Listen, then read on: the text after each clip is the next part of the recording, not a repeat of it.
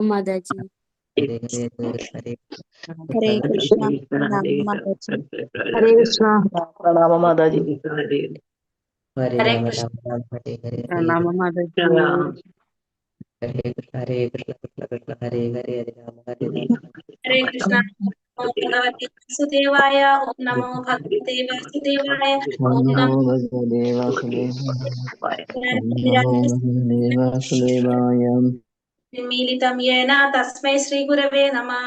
नमो विष्णुपादाय कृष्णप्रेष्ठाय श्रीमते भक्तिवेदान्त स्वामिनिधि नामिने। नमस्ते सारस्वते देवे गौरवाणी प्रचारिणे वादी पाश्चात्य देशधारिणे। जय श्री कृष्ण चैतन्य प्रभु नित्यानंद श्री अद्वैत गदाधर श्रीवासादि गौर भक्त वृंद। हरे कृष्ण कृष्ण कृष्ण हरे हरे हरे राम राम हरे हरे।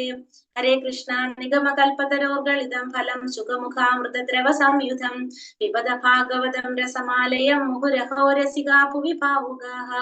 नारायणं नमस्कृत्यं नरं चैव नरोत्तमं देवीं सरस्वतीं व्यासं ततो जयमुदीरयेत्। नष्टप्रायेषु भद्रेषु नित्यं भागवत सेवया भगवते उत्तम श्लोके भक्तिर्भवति नैष्ठिकी।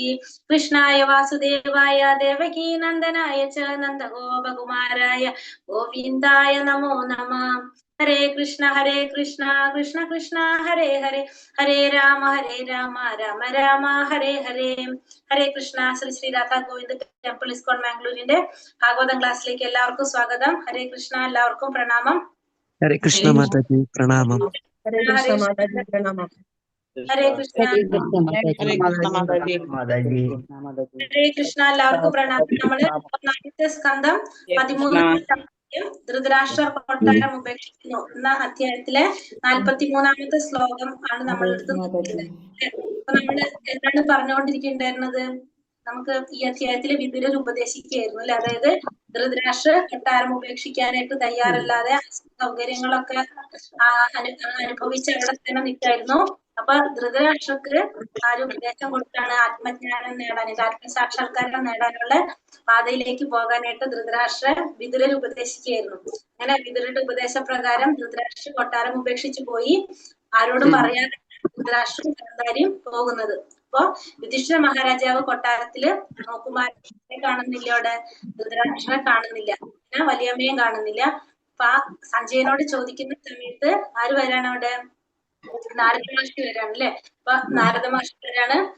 അപ്പൊ നമ്മള് നാരദ മഹർഷി പിന്നെ ധൃതരാഷ്ട്രരോടാണ് യുധിഷ്ഠിര മഹാരാജാവിനോട് പറയുന്നതാണ്. കാരണം എന്താണ് പറഞ്ഞത്? ആത്മസാക്ഷാത്കാരത്തിന്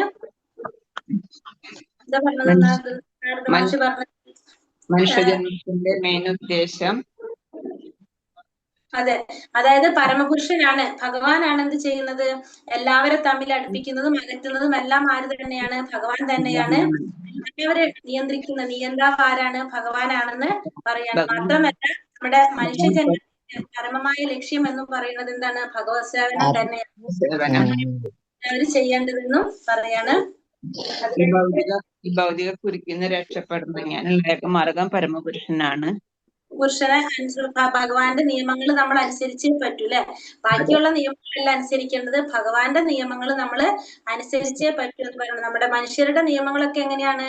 അപൂർണമായിട്ടുള്ള നിയമങ്ങളാണ്. പക്ഷെ നമ്മൾ എന്താ ചെയ്യുന്നത്? ആ നിയമങ്ങൾ അനുസരിക്കാൻ ശ്രമിക്കുന്നു, ഭഗവാന്റെ നിയമങ്ങൾ നമ്മൾ അനുസരിക്കാതിരിക്കുന്നു. പക്ഷെ നമ്മൾ അതനുസരിച്ച് ഭഗവാന്റെ നിയമങ്ങളൊക്കെ പരിപൂർണമാണ്. അതെ, പരിപൂർണമായിട്ടുള്ളതാണ്, അതനുസരിച്ചേ പറ്റൂ എന്ന് പറയാണ്. അപ്പൊ ഒന്നും നമ്മുടെ ഇഷ്ടത്തിനല്ല നടക്കുന്നത്.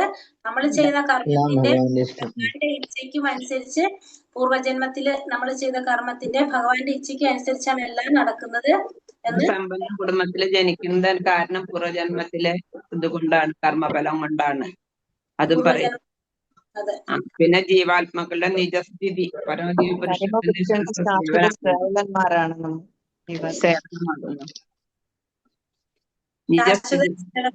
അതായത് ഭഗവാന്റെ നിത്യദാസന്മാരാണ് ആര്? എല്ലാ ജീവാത്മാക്കളും. നമ്മള് 43-ാമത്തെ ശ്ലോകത്തിലാണ് വന്ന് നിൽക്കുന്നുണ്ടായിരുന്നത്. അതെ അതെ, ഒരു സമ്പന്ന കുടുംബത്തിൽ ജനിക്കാതെ അവിടെ നിൽക്കണത്.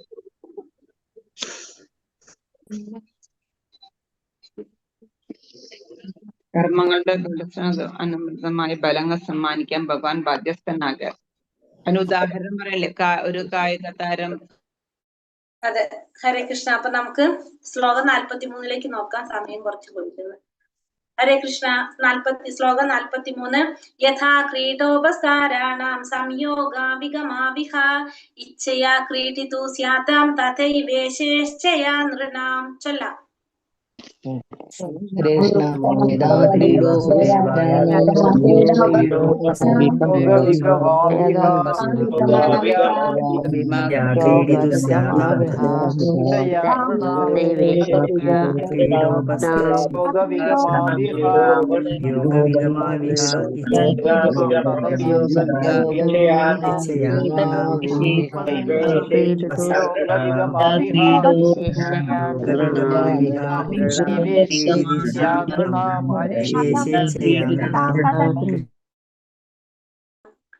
ഇവിടെ എന്താ പറഞ്ഞത്? ഒരു കളിക്കാരൻ സ്വന്തം ഇഷ്ടത്തിന് എങ്ങനെയാണ് കളിപ്പാട്ടങ്ങള്, വിനോദ വസ്തുക്കൾ അടക്കി വെക്കുകയോ വിതറിയിടുകയോ ചെയ്യുന്നത് പോലെ ഭഗവാന്റെ പരമേച്ഛയാൽ മനുഷ്യർ സംയോജിപ്പിക്കപ്പെടുകയോ വിയോജിക്കപ്പെടുകയോ ചെയ്യുന്നു. ഭഗവാന്റെ ഇച്ഛയനുസരിച്ചാണ് എല്ലാം നടക്കുന്നത്. അപ്പൊ ഇവിടെ ശ്രീല പ്രഭുപാദർ പറയുന്നത്, ഈ പറഞ്ഞ ഉദാഹരണം എത്രത്തോളം ഇതിന് ബാധകമാവില്ല എന്ന് ചിന്തിക്കാവുന്ന ചോദിക്കുന്നല്ലോ ഇവിടെ. അതായത് ജീവാത്മാക്കളുടെ ഒത്തുചേരുമേലോ അകൽച്ചയിന്മേലോ സമ്പന്നനായാലും ദരിദ്രനായാലും യാതൊരു നിയന്ത്രണവുമില്ല.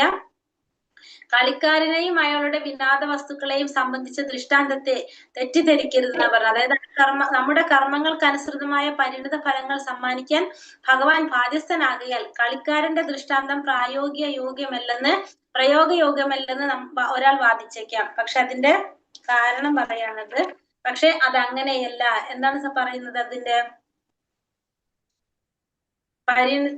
പരമേച്ഛ ഭഗവാന്റേതാണെന്നും അദ്ദേഹം യാതൊരു നിയമത്താലും ബദ്ധനല്ലെന്നും നാം സദാ ഓർക്കണം. അപ്പൊ എല്ലാത്തിന്റെയും അൾട്ടിമേറ്റ് ഏറ്റവും ലാസ്റ്റ് ആരാണ് ഫൈനലി ഡിസിഷൻ തീരുമാനങ്ങൾ എടുക്കുന്നത്? ഭഗവാൻ തന്നെയാണ്. അദ്ദേഹം യാതൊരു നിയമത്താലും ബദ്ധനല്ലെന്നും നമ്മൾ സദാ ഓർക്കണം. ഭഗവാനാണ് എല്ലാ നിയമങ്ങളും ഉണ്ടായിരിക്കുന്നെങ്കിലും ഭഗവാൻ എന്ത് ബാധ്യതയില്ല? ഈ നിയമങ്ങളൊന്നും ഭഗവാന് ബാധിക്കുന്നില്ല. ഒരാളുടെ സ്വകർമ്മങ്ങൾക്കനുസൃതമായ ഫലങ്ങൾ പ്രദാനം ചെയ്യുകയാണ് പൊതുവായ കർമ്മ നിയമം. ഇപ്പൊ കാർമ്മിക നിയമം അനുസരിച്ച്, കർമ്മത്തിന്റെ നിയമം എങ്ങനെയാണ്?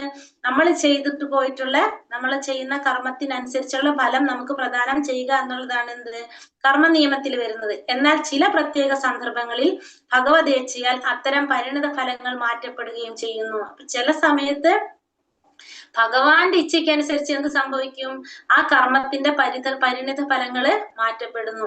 എന്നാൽ ഇത്തരം മാറ്റം ഭഗവാന്റെ മാത്രം ഇച്ഛ മൂലമേ സാധ്യമാകൂ. അപ്പൊ ഇത് മാറ്റാൻ ആർക്ക് മാത്രമേ സാധിക്കുള്ളൂ? ഭഗവാന് മാത്രമേ സാധിക്കുള്ളൂ. അത് നമ്മൾ ചെയ്ത കർമ്മത്തിന്റെ ഫലം നമുക്ക് മാറ്റാൻ സാധിക്കില്ല. ആർക്ക് മാറ്റാൻ സാധിക്കും? ഭഗവാന്റെ ഇച്ഛയ്ക്ക് അനുസരിച്ച് അതിനെ മാറ്റാനായിട്ട് സാധിക്കും.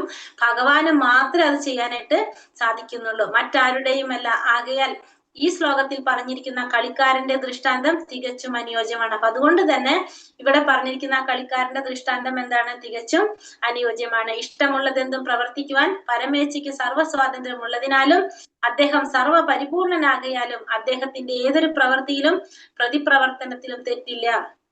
അപ്പൊ ഇഷ്ടമുള്ളതൊക്കെ പ്രവർത്തിക്കാനും ആർക്കാണ് സ്വാതന്ത്ര്യമുള്ളത്? ആർക്ക് മാത്രാണ്? ഭഗവാന് മാത്രമാണ്. ഭഗവാൻ സർവ പരിപൂർണനായതുകൊണ്ട് തന്നെ ഏതൊരു പ്രവൃത്തിയിലും അദ്ദേഹത്തിന് എന്തില്ല?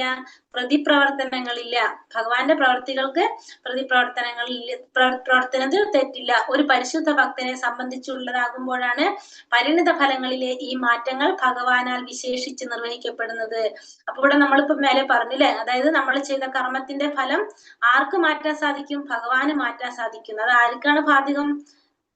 പരിശുദ്ധ ഭക്തന്. ഒരു പരിശുദ്ധ ഭക്തനെ സംബന്ധിച്ചുള്ളതാകുമ്പോഴാണ് ഈ പരിണിത ഫലങ്ങളിലെ മാറ്റങ്ങൾ ഭഗവാനാൽ വിശേഷിച്ച് നിർവഹിക്കപ്പെടുന്നത്. നിരുപാധികമായി ഭഗവാനെ ശരണം പ്രാപിച്ചിരിക്കുന്ന പരിശുദ്ധ ഭക്തനെ ഭഗവാൻ നിസംശയം എല്ലാവിധ പാപപ്രതികരണങ്ങളിൽ നിന്ന് സംരക്ഷിക്കുന്നുവെന്ന് ഭഗവത്ഗീതയിൽ ഉറപ്പ് നൽകിയിരിക്കുന്നു. അപ്പൊ നമ്മള് ഒരു പരിശുദ്ധ ഭക്തൻ ഒരു പ്രവൃത്തി ചെയ്താൽ തന്നെ അതിന്റെ പാപഫലം അനുഭവിക്കേണ്ടതിൽ നിന്നും ആ ഭക്തനെ രക്ഷിക്കാൻ ആർക്ക് സാധിക്കും? ഭഗവാന് സാധിക്കും. ആ ഭഗവാൻ അത് ചെയ്യുമെന്ന് ഭഗവാൻ ഭഗവത്ഗീതയിൽ പറയുന്നുണ്ട്. ഭഗവാനാൽ കർമ്മഫലങ്ങളിൽ മാറ്റം വരുത്തപ്പെട്ടതിന് നൂറുകണക്കിന് നിരവധി ദൃഷ്ടാന്തങ്ങൾ ലോക ചരിത്രത്തിലുണ്ട്. അങ്ങനെ കർമ്മഫലങ്ങളിൽ മാറ്റം വരുത്തപ്പെട്ടതിന് നൂറുകണക്കിന് നിരവധി ദൃഷ്ടാന്തങ്ങള് ലോക ചരിത്രത്തിലുണ്ട്. ഒരാളുടെ പൂർവ്വകർമ്മങ്ങളിൽ നിന്ന് മാറ്റം വരുത്തുന്നതിന് ഭഗവാന് സാധ്യമെങ്കിൽ പിന്നെയും നിശ്ചയമായും അദ്ദേഹം സ്വന്തം പ്രവർത്തികളുടെ പ്രത്യാഘാതങ്ങളാൽ സ്വയം ബദ്ധനല്ല. അപ്പൊ ഭഗവാൻ എന്ത് സാധിക്കും? ഒരാളുടെ പൂർവ്വകർമ്മ ഫലങ്ങളിൽ മാറ്റം വരുത്താനായിട്ട് ഭഗവാന് സാധ്യമെങ്കിൽ പിന്നെ നിശ്ചയമായിട്ടും സ്വന്തം പ്രവർത്തികളുടെ പ്രത്യാഘാതങ്ങളില് അദ്ദേഹം എങ്ങനെയാകുന്നില്ല? ബദ്ധനാകുന്നില്ല. അദ്ദേഹം സർവ്വ നിയമങ്ങൾക്കും അതീന്ദ്രിയനും പരിപൂർണനുമാകുന്നു. അപ്പൊ എല്ലാ നിയമങ്ങൾക്കും അതീതനാണ് ആര്? ഭഗവാൻ. ഭഗവാൻ ഈ നിയമങ്ങളൊന്നും ബാധിക്കുന്നില്ല. ഭഗവാൻ അതീന്ദ്രിയനും പരിപൂർണനുമാണ് ഭഗവാൻ. ശ്ലോകം 44 യന്മന്യസ്യേന്ദ്രുവം ലോകം അധ്രുവം വാന ചോഭയം സർവഥാ നഹി ശോച്യസ്തേ സ്നേഹാദന്യത്ര മോഹജാത് യന്മന്യസ്യ ധ്രുവം ലോകം അധ്രുവം വാന ചോഭയം സർവഥാ നഹി ശോച്യസ്തേ സ്നേഹാദന്യത്ര മോഹജാത്.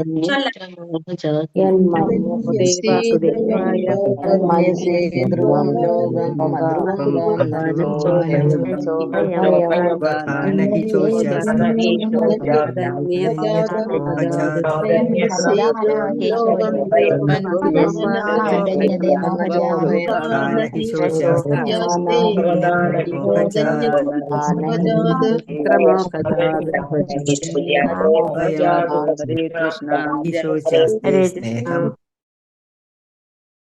യത് എങ്കിലും മന്യസെ താങ്കൾ ചിന്തിക്കുക, ധ്രുവം നിരപേക്ഷ സത്യം, ലോകം വ്യക്തികൾ, അധ്രുവം അയാഥാർത്ഥ്യം, വാ അല്ലെങ്കിൽ, ന ഇല്ല, ച കൂടാതെ, ഉഭയം അല്ലെങ്കിൽ രണ്ടും, സർവത എല്ലാ പരിതസ്ഥിതികളിലും, ന ഇല്ല, ഹി നിശ്ചയമായും, ശോച്യ വിലപിക്കാനുള്ള വിഷയം, തേ അവ, സ്നേഹ ഹേതുവാകയാൽ, അന്യത്ര മറ്റു വിധത്തിൽ, മോഹജാത് വ്യാമോഹത്താൽ. വിവർത്തനം ഭാവാർത്ഥം. ശ്രീല പ്രഭുപാദിക്ക് ജയ്. അല്ലയോ രാജാവേ, ആത്മാവിനെ ശാശ്വത തത്വമായോ അല്ലെങ്കിൽ ഭൗതിക ശരീരത്തെ നശ്വരമായോ അല്ലെങ്കിൽ അവ്യക്തിഗതമായ നിരപേക്ഷ സത്യത്തിൽ സർവ്വതും നിലകൊള്ളുന്നതായോ അല്ലെങ്കിൽ സർവ്വതിനെയും ഭൗതിക ഘടകങ്ങളുടെയും ആത്മാവിന്റെയും വിശദീകരിക്കാനാവാത്ത സങ്കലനമായോ അങ്ങനെ തന്നെ കരുതിയാലും എല്ലാ പരിതസ്ഥിതികളിലും വേർപിരിയലിന്റെ വികാരങ്ങൾ എന്നത് മായികമായ സ്നേഹം ഹേതുവാകിയാൽ അനുഭവപ്പെടുന്ന ഒന്നല്ലാതെ മറ്റൊന്നുമല്ല. ഇവിടെ എന്താ പറയണത്? യുധിഷ്ഠിര മഹാരാജാവിനോട് പറയാണ് അല്ലെ, ആത്മാവിനെ ശാശ്വതമായ ഒരു തത്വമായിട്ടോ ഭൗതിക ശരീരത്തെ നശ്വരമായിട്ടോ, അല്ലെങ്കിൽ ഭൗതിക ശരീരത്തെ നമ്മൾ എങ്ങനെ കാണുന്നു? നശ്വരമായിട്ട് കാണാം. ആത്മാവിനെ ശാശ്വതമായ ഒരു തത്വമായിട്ട് കാണാം. അല്ലെങ്കിൽ അവ്യക്തിഗതമായിട്ടുള്ള നിരപേക്ഷ സത്യത്തിൽ സർവ്വതും നിലകൊള്ളുന്നതായിട്ട്, എല്ലാതും ആ നിരപേക്ഷ സത്യത്തിലെല്ലാം നിലകൊള്ളുന്നതായിട്ട് കാണാം. അല്ലെങ്കിൽ സർവ്വതിനെയും ഭൗതിക ഘടകങ്ങളെയും ആത്മാവിനെയും വിശദീകരിക്കാനാവാത്ത സങ്കലനമായോ അങ്ങനെ തന്നെ കരുതിയാലും, അപ്പൊ എല്ലാതും ഇതേപോലെ കരുതിയാലും, അതായത് സർവ്വതും നിരപേക്ഷ സത്യത്തിൽ സർവ്വതും നിലകൊള്ളുന്നതായിട്ടോ അല്ലെങ്കിൽ സർവ്വതിനെയും എന്തൊക്കെയാണ് ഭൗതിക ഘടകങ്ങളെയും ആത്മാവിന്റെയും വിശദീകരിക്കാനാവാത്ത സങ്കലനമായോ അങ്ങനെ തന്നെ കരുതിയാലും എല്ലാ പരിതസ്ഥിതികളിലും എന്താണ്? വേർപിരിയലിന്റെ വികാരങ്ങൾ എന്നത് മായികമായ സ്നേഹം ഹേതുവായതുകൊണ്ട് അനുഭവപ്പെടുന്ന ഒന്നല്ലാതെ മറ്റൊന്നുമല്ല. അപ്പൊ ഈ വേർപിരിയലിന്റെ അതെന്താ പറയണത് അവിടെ? ആ സ്നേഹം എന്ന് പറയുന്നത് മായികമായ സ്നേഹം കാരണമായതുകൊണ്ട് അനുഭവപ്പെടുന്ന ഒന്നാണത്, അല്ലാതെ വേറൊന്നുമല്ല എന്നാണ് പറയുന്നത്. അത് ആ വേർപിരിയലിന്റെ വികാരം നമുക്ക് വരുന്നത് എങ്ങനെയാണ്? മായയിൽ നിന്ന് വരുന്നതാണെന്ന് പറഞ്ഞു. മായ കൊണ്ട് ഉണ്ടാകുന്നതാണ്, അല്ലാതെ വേറൊന്നുമല്ല എന്നാണ് ഇവിടെ പറയുന്നത്. ഭാവാർത്ഥം. ശ്രീല പ്രഭുപാദിക്ക് ജയ്. ഓരോ ജീവാത്മാവും പരമപുരുഷന്റെ വ്യതിരക്ത അവിഭാജ്യ ഘടകങ്ങളാകുന്നുവെന്നതാണ് യഥാർത്ഥം. മാത്രമല്ല ജീവാത്മാവിന്റെ സ്വരൂപാവസ്ഥ ഭഗവാൻ അധീനനായി സഹകരണത്തോടെയുള്ള സേവനമാകുന്നു.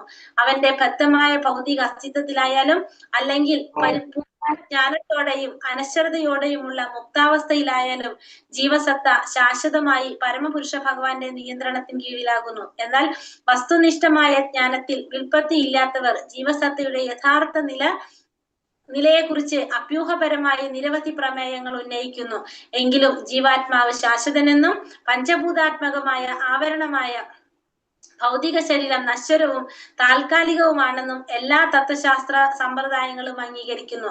കർമ്മ നിയമം അനുസരിച്ച് ശാശ്വതനായ ജീവസത്ത ഒരു ഭൗതിക ശരീരത്തിൽ നിന്നും മറ്റൊന്നിലേക്ക് ദേഹാന്തര പ്രാപ്തി നടത്തുന്നു. മാത്രമല്ല അവയുടെ അടിസ്ഥാനപരമായ ഘടനയെക്കുറിച്ച് ഭൗതിക ശരീരങ്ങൾ നശ്വരങ്ങളാകുന്നു. ആകയാൽ ആത്മാവ് മറ്റൊരു ശരീരത്തിലേക്ക് മാറ്റപ്പെടുമ്പോൾ അഥവാ ഒരു ഘട്ടത്തിൽ ഭൗതിക ശരീരം നശിക്കുമ്പോൾ വിലപിക്കേണ്ടതായ യാതൊരു കാര്യവുമില്ല. ഭൗതിക പഞ്ചര ബന്ധനങ്ങളിൽ നിന്നും സ്വതന്ത്രനാക്കപ്പെടുമ്പോൾ ആത്മാവ് പരബ്രഹ്മത്തിൽ ലയിക്കുമെന്ന് വിശ്വസിക്കുന്ന ഒരു കൂട്ടരും ആത്മാവിൽ വിശ്വസിക്കാത്തവരും എന്നാൽ ഇന്ദ്രിയഗോചരമായ ജഡവസ്തുവിൽ മാത്രം വിശ്വസിക്കുന്ന വേറെ ഒരു കൂട്ടരുമുണ്ട്. ഇവിടെ ഓരോ ജീവാത്മാവും പരമപുരുഷന്റെ വ്യതിരക്ത അവിഭാജ്യ ഘടകങ്ങളാകുന്നതെന്നാണ് പരമാർത്ഥം. എല്ലാ ജീവാത്മാക്കളും ആരാണ്? ഭഗവാന്റെ അവിഭാജ്യ ഘടകങ്ങളാണ്. മാത്രമല്ല ജീവാത്മാവിന്റെ സ്വരൂപാവസ്ഥ ഭഗവാൻ അധീനനായിട്ട് സഹകരണത്തോടെയുള്ള സേവനമാകുന്നു. അപ്പോ ജീവാത്മാവിന്റെ ആ സ്വരൂപാവസ്ഥ എന്ന് പറയുന്നത് എന്താണ്? ജീവാത്മാവിന്റെ മൂലസ്വരൂപം എന്ന് പറഞ്ഞിട്ട് ഭഗവാൻ അധീനനായിട്ട് സഹകരണത്തോടെയുള്ള സേവനം. ഭഗവാൻ അധീനനായിക്കൊണ്ട് എന്ത് ചെയ്യാ? സഹകരണത്തോടെ ഭഗവാന് സേവനം ചെയ്യുക. അനുകൂലന കൃഷ്ണാനുശീലനം ഭക്തി ഋത്തം എന്ന് പറയല്ലേ, അനുകൂലമായിട്ട് ഭഗവാൻ അനുകൂലമായിട്ടായിരിക്കണം നമ്മൾ എന്ത് ചെയ്യേണ്ടത്? ഭഗവത് സേവനം ചെയ്യേണ്ടത്. അതാണ് പറഞ്ഞത് എന്താണ്? അനുകൂലന കൃഷ്ണാനു ശീലനം ഭക്തി ഋത്തമ എന്ന് പറഞ്ഞത്. ഭക്തിയിൽ ഏറ്റവും ഉത്തമമായ ഭക്തി ഭഗവാൻ അനുകൂലമായിട്ട് ചെയ്യുന്നതാണ്. അവന്റെ വ്യക്തമായ ഭൗതിക അസ്തിത്വത്തിലായാലും അല്ലെങ്കിൽ പൂർണ്ണജ്ഞാനത്തോടെയും അനശ്വരതയോടെയുമുള്ള മുക്താവസ്ഥയിലായാലും ജീവസത്ത ശാശ്വതമായി പരമപുരുഷ ഭഗവാന്റെ നിയന്ത്രണത്തിന് കീഴിലാകുന്നു. അപ്പൊ എങ്ങനെ? ഭൗതികമായ അസ്തിത്വത്തിലായാലും ശരി, അല്ലെങ്കിൽ പൂർണ്ണജ്ഞാനത്തോടെ അനശ്വരതയോടെയുള്ള മുക്താവസ്ഥയിലായാലും. ഇപ്പൊ ബദ്ധാവസ്ഥയിലായാലും മുക്താവസ്ഥയിലായാലും ജീവാത്മാവ് എങ്ങനെയാണ്? ഭഗവാന്റെ നിയന്ത്രണത്തിൽ തന്നെയാണ്. എന്നാൽ വസ്തുനിഷ്ഠമായ ജ്ഞാനത്തിൽ വിൽപ്പത്തിയില്ലാത്തവർ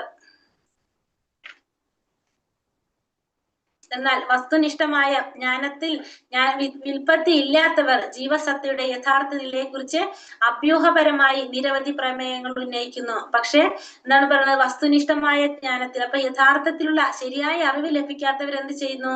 ആ ജീവസത്തയുടെ യഥാർത്ഥ നിലയെക്കുറിച്ച് അഭ്യൂഹപരമായിട്ട് നിരവധി പ്രമേയങ്ങൾ ഉന്നയിക്കും. എങ്കിലും ജീവാത്മാവ് ശാശ്വതനെന്നും പഞ്ചഭൂതാത്മകമായ ആവരണമായ ഭൗതിക ശരീരം നശ്വരമെന്നും നശ്വരവും താൽക്കാലികവുമാണെന്നും എല്ലാ തത്വശാസ്ത്ര സമ്പ്രദായങ്ങളും അംഗീകരിക്കുന്നു. പക്ഷെ എന്നാലും എന്താണ്?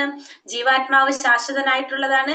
ശരീരം എന്നത് പഞ്ചഭൂതാത്മകമായിട്ടുള്ള ഒരു ആവരണം കൊണ്ട് താൽക്കാലികമാണെന്നും എല്ലാ തത്വശാസ്ത്ര സമ്പ്രദായങ്ങളും അംഗീകരിക്കുന്നു. കർമ്മ നിയമം അനുസരിച്ച് ശാശ്വതനായ ജീവസത്ത ഒരു ഭൗതിക ശരീരത്തിൽ നിന്നും മറ്റൊന്നിലേക്ക് ദേഹാന്തര പ്രാപ്തി നേടുന്നു. അപ്പൊ കർമ്മ നിയമം അനുസരിച്ച് എങ്ങനെയാണ്?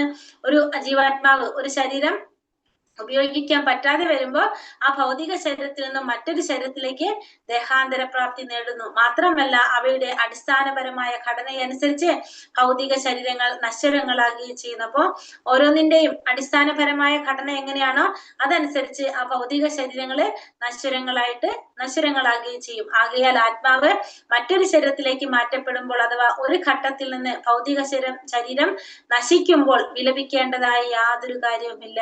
അപ്പൊ നമുക്ക് എന്തിന്റെ ആവശ്യമില്ല എന്ന് പറയുന്നത്? ഇവിടെ ആത്മാവ് മറ്റൊരു ശരീരത്തിലേക്ക് മാറ്റപ്പെടുമ്പോൾ അല്ലെങ്കിൽ ഒരു ഘട്ടത്തിൽ ഭൗതിക ശരീരം നശിക്കുമ്പോൾ വിലപിക്കേണ്ട യാതൊരു കാര്യവുമില്ല.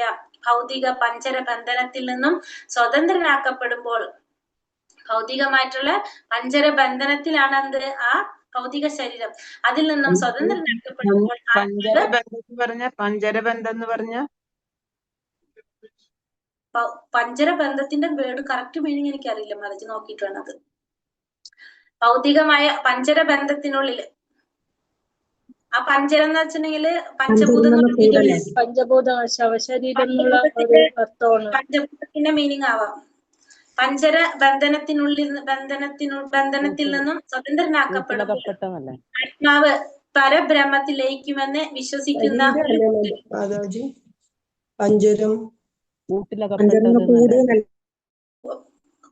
അങ്ങനെ എനിക്ക് തോന്നി എന്റെ മനസ്സിൽ. പിന്നെ എനിക്ക് പറഞ്ഞപ്പോ ഇതും തോന്നി. ഓക്കെ, ഹരേ കൃഷ്ണ.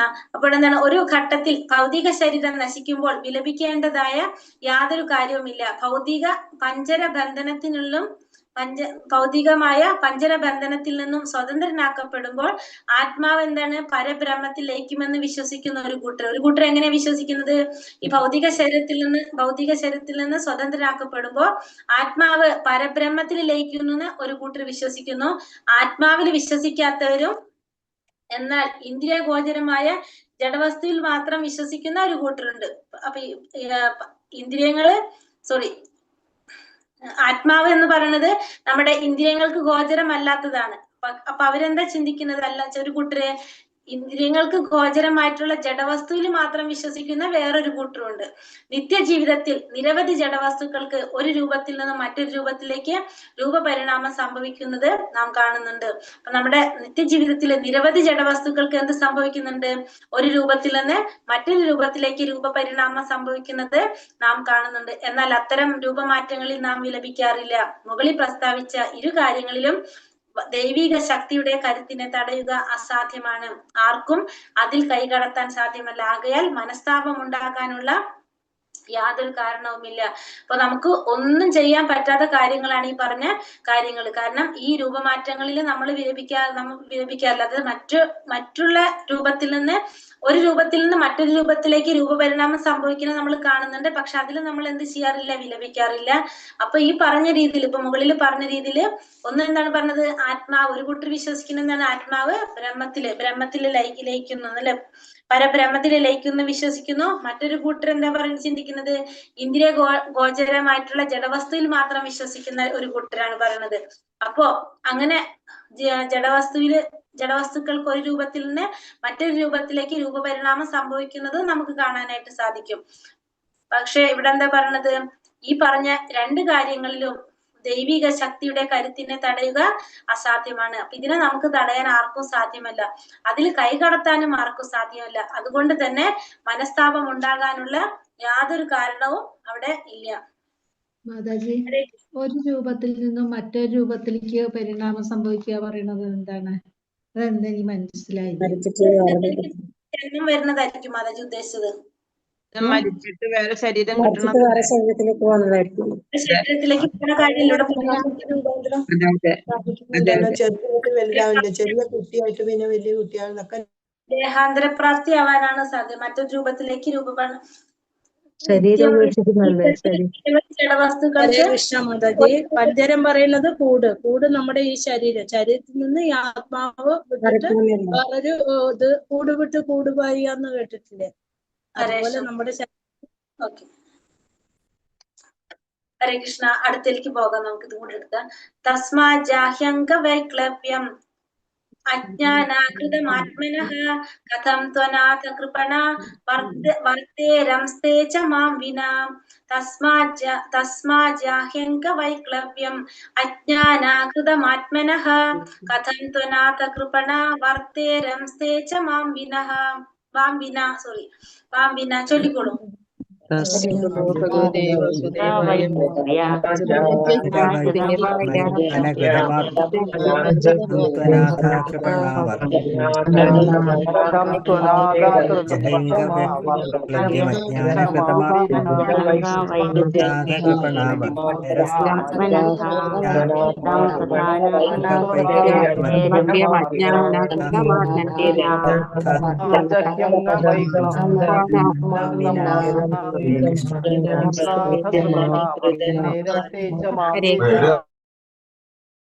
തസ്മാത് ആകയാൽ, ജഹി ഉപേക്ഷിക്കുക, അംഗ ഹേ രാജാവേ, വൈക്ലവ്യം മാനസിക അസ്വസ്ഥ്യം, അജ്ഞത കൃതം കാരണത്താൽ, ആത്മന അങ്ങയുടെ സ്വയം, കഥം എങ്ങനെ, തു എന്നാൽ, അനാഥ അശരണരായ, കൃപണ പാവങ്ങൾ, വർത്തേരാൻ അതിജീവിക്കാൻ കഴിയും, തേ അവർ, ച മാം എന്നെ, വിന കൂടാതെ. വിവർത്തനം ഭാവാർത്ഥം. ശ്രീല പ്രഭുപാദി ജയ്.